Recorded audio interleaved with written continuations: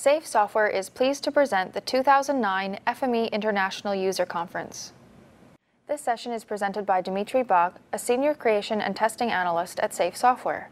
Dmitry has more than 16 years of experience in GIS and mapping, having worked in city planning, map publishing, map finishing, and spatial ETL. My name is Dmitry Bog. The easiest way to explain what I do for Safe, I just play. I'm a professional FME gamer, and I don't break things. I just show how they just don't work. That would be a better explanation of what I do. But also, I create some scenarios based on new functionality. It's not enough just to add something and say we have something cool. It's much better if you can show it how it is cool. Then sometimes I get scenarios passed from you users to Don and Dale. They just come to me and ask, could you play with that? And I do something.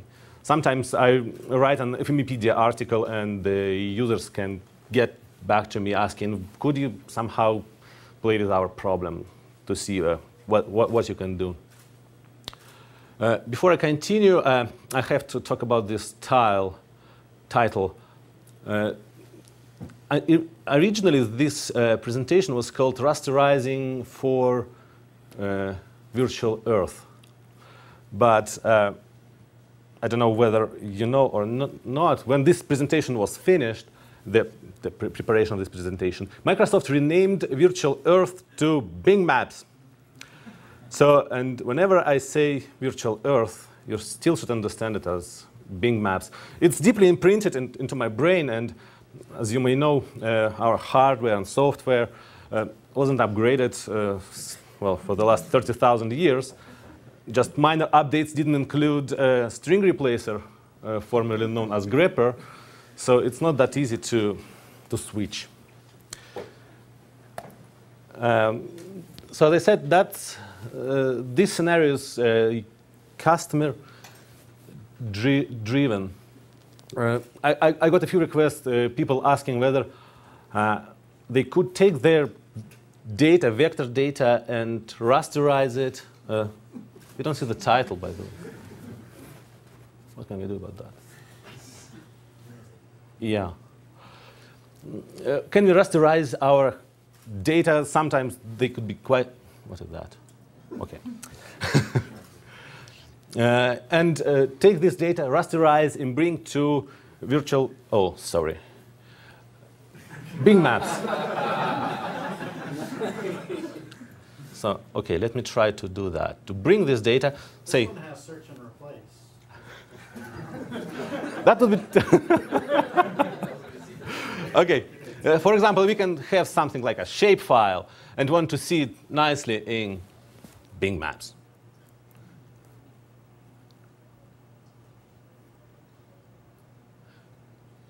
Please.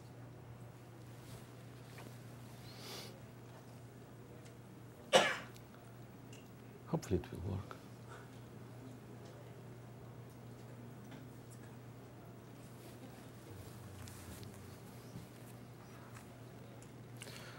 OK, while it's loading then, here it is, good. So that instead of that shapefile, we could see it in Bing Maps, say, contour layer or any other layer like that. So we could zoom and still have the same quality.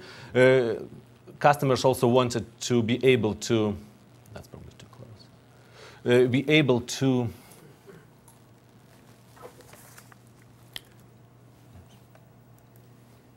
make some selection, not show to everything, but maybe make visible just some data based on a certain parameter, say an elevation in the contour line.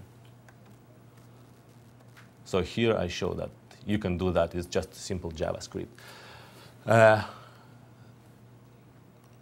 But then here's another reason why we have to change the title of this presentation, because James Fee, our key presenter at this conference, told that this data can be as easily taken to Google Maps. Hope it will be faster. And you see, well, the same picture.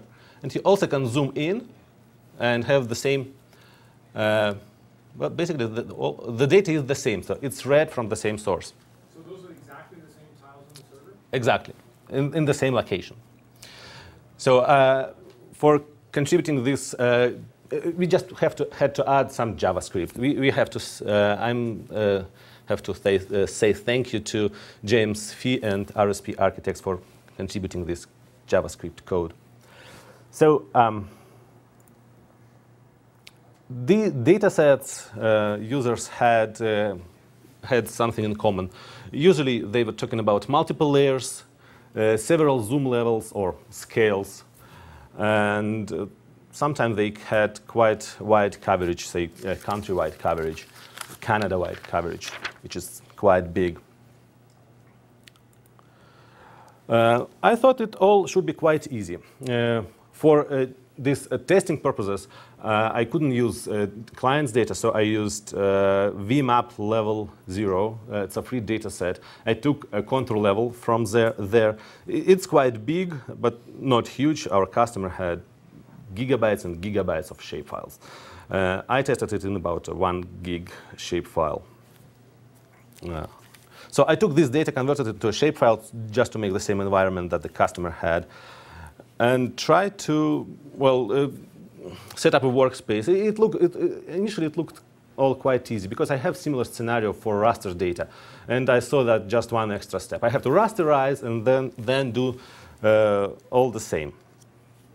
So I will tell you how I set up the workspaces, the challenges I had to overcome, and then how we scaled up the project to FME server and further.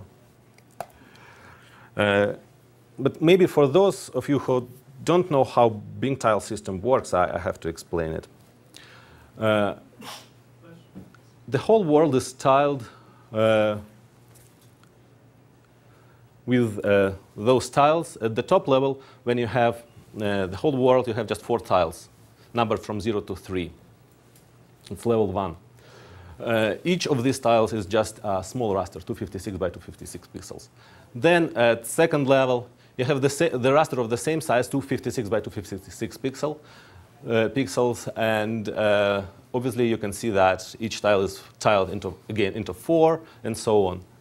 So when you concatenate these numbers together, you get the quad tree key, or quad key, which uniquely identifies each tile. You can find details about this tiling in Microsoft's on Microsoft website. What I find very convenient about Bing tile system is that at each zoom level, the total number of them is, I think, 23. The pixel size and the tile size is equal across the whole world. So it's an easy system of indexing and accessing data. So, and as I said, it can be used everywhere, probably because of that ease. So this is a preliminary workflow. Just read the data, rasterize, and use our virtual Earth tiler, not renamed yet, transformer, and get the tiles. You can find this scenario talking about rasters at this address. But then vector data requires some extra work. That's what I realized. First, the customers wanted to preserve their original quality that you would see if you visualize a vector data on the screen. So they would like to see it at each zoom level. If you use a virtual Earth tiler transformer and give to it just one raster, it will resample it. And as you can see, maybe not very clear, but your data fades out. So eventually, you will just not see anything. But if you have rasterization at happening at each zoom level, then first, you can preserve the same quality on the screen, and then you can apply some smart selection. So if you don't want to see all these contours that you see at zoom level 10, at zoom level 8, you can just apply some smart selection. Plus, you can add, or you have to add some colors, otherwise you won't be able to rasterize anything in FME. So that's what I did. I won't go into details on this slide, but basically what it does, it defines the highest zoom level, which means the lowest number, at which the contour at certain elevation should be seen.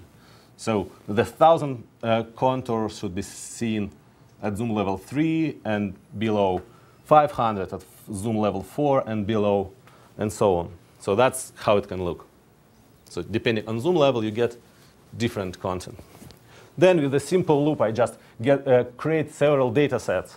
Just one contains, say, a 500 contour.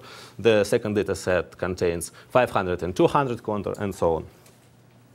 Then I also had to apply some coloring. Unfortunately, we don't have a good transformers that work with ranges. So I created several years ago custom range classifier, custom transformer. I wrote it on TCL, but unfortunately, I have only TCL writer in my brain, but not TCL reader. So now that doesn't work, and I can't even fix it because I don't understand what it does. So I wrote some Python script. I'm not a programmer at all, so it's very basic, very simple. Probably almost everyone can do that. And this is the result, how it can look after colorization. I'm addicted to those gradient. Who maybe tracks my art on FMepedia could see that I really like these smooth transitions. Then I found some challenges with that. This workflow I explained would work really well as long as your data set is not really big. But the customer's data generated a raster, well, tried to generate a raster, which was over 1 million pixels each side. Even with this map, if we try to go down to zoom level 10, you would have a raster with 250, 100,000 pixels each side. So, and obviously FME runs out of memory. Until we can handle that, I hope we will be able to do that. An obvious solution would be to clip data into smaller portions, then apply to all those small portions our scale selection, colors. So then rasterize, make multiple rasters, say 10 by 10,000, and then tile them with virtual earth tiler. Then I found more challenges. First, then you have all those hundreds or thousands shapefiles which you have to manage. Maybe it's not a big deal, but still you can easily miss something. It's quite an overhead. Then if you cut your data, you can get some incomplete tiles at the end. For example, because all these grids or some arbitrary grid or national grids, they weren't created in Bing Maps in mind. So you may have just one chunk, second chunk, and a tile in between. FME is smart enough to write them all the tiles, but one tile will have just this part of the data, and another tile will have this part of the data. Then we can mosaic them, but it's another overhead of finding them, mosaicing them. So I wanted to avoid that. And then we have two raster operations, rasterization and tiling, which probably not that good. If we could avoid that, it would probably also improve our performance. And then we have multiple workspaces. We also, should do something about that. So I updated the workflow. So we clip data into smaller portions. And the better way to clip this data would be to clip it along Bing tile boundaries. So if you just have the polygons representing Bing tiles, then we clip with them, we won't have a problem of incomplete tiles.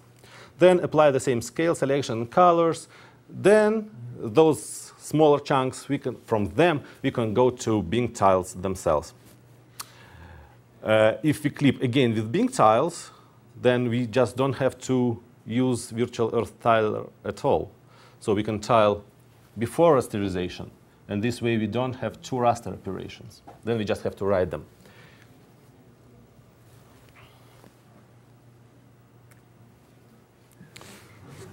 well, still, we have problems. Now we have massive vector tiling. With clients' data, I hit the limit when we had 60,000 clippers. FME ran out of memory. With VMap dataset, I hit it at 16,000, probably when I tried to clip a Himalayan region.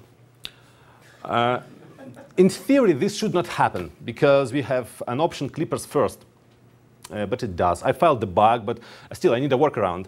I tried to use intersector, which worked.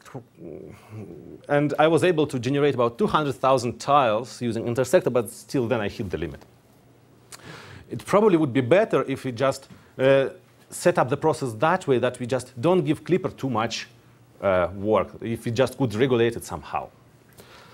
And to avoid running multiple workspaces, we just can use our wonderful workspace runner, when you can tell one workspace to execute another workspace, or workspaces. So now the final workflow may look like that. We read chunks of data from Spatial Database. And here I must also add that we, instead of having hundreds of tables that I had originally, that was probably stupid, we can have just one table, because spatial databases have wonderful options for clipping data.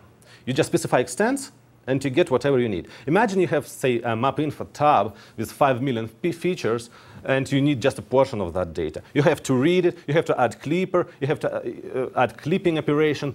That can be, well, quite long. And if you have to do it multiple times, that will be a nightmare. With databases, it happens almost instantly. You say, this my extents, give me the data, you get it back. So after that, so we read database, we tile and write out Bing tiles. Well, but to show how we do that with two workspaces, with workspace runner, I have to show this, well, in that form. So first, we read the area, generate clippers along Bing map, tile, boundaries, then extract coordinates, read database, and the rest is the same. Tile, rasterize, write. Let's have a look at in detail. So the first workspace takes an area, and from the user we get parameters such as zoom levels. That's basically it, what we should get from the user. From which to which zoom level the user wants to see their data. Then we give that area to a custom transformer, which still uses virtual earth tiler, which just simply generates us these outlines, the boundaries of the Bing map tile boundaries. Then I extract minimum x and y coordinates from each of these tiles, and they serve as the parameters for the second workspace. So they will tell to read data within these extents. So in this example, I generate 28 tiles of different zoom scales, from zoom scale 5 to zoom scale 7. And this means that I submit 28 workspaces. So each of these tiles submit a workspace.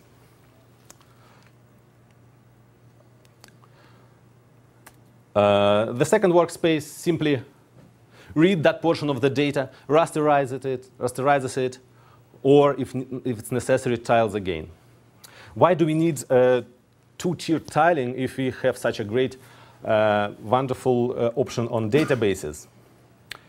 I will show you with the following diagram.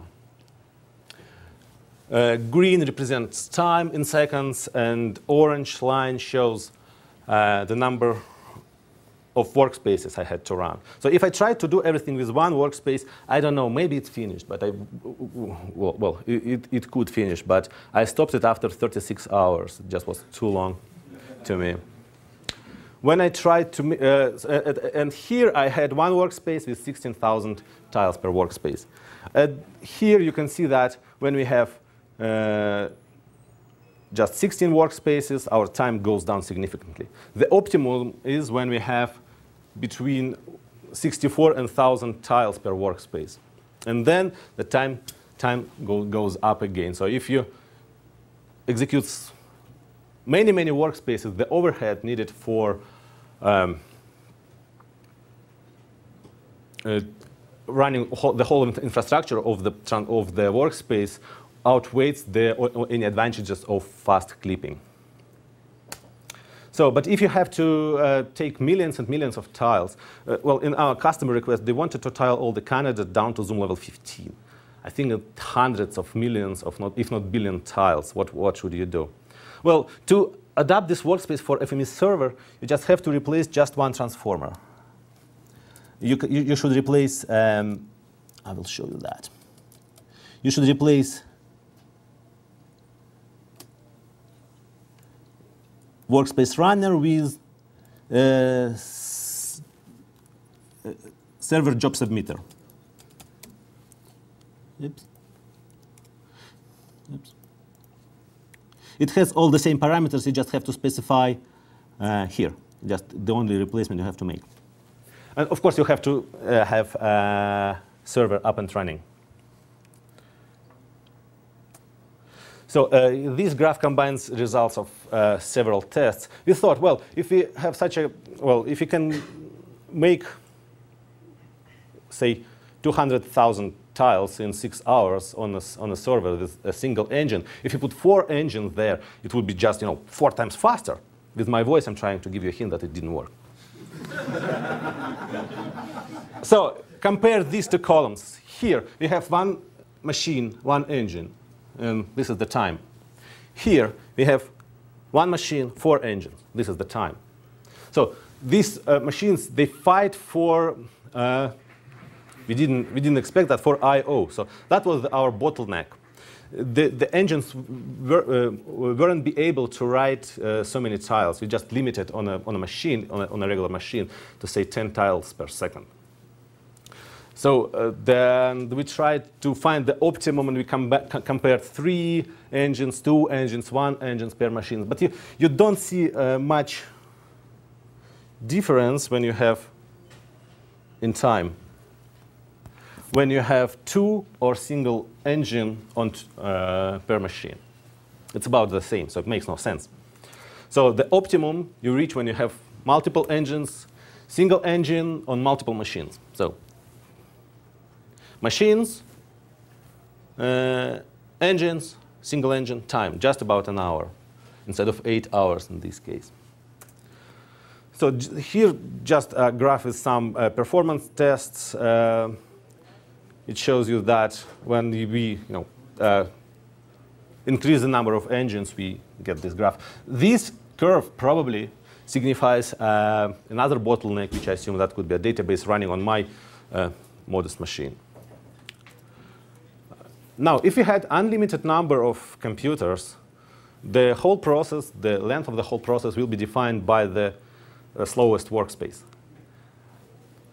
So here, when we don't care about the number of computers or engines, we can have, so we had, this shows producing the same amount of tiles, but with different configurations. If you have, say, one workspace producing, this graph talks about maybe 4,000 tiles. You need maybe half an hour.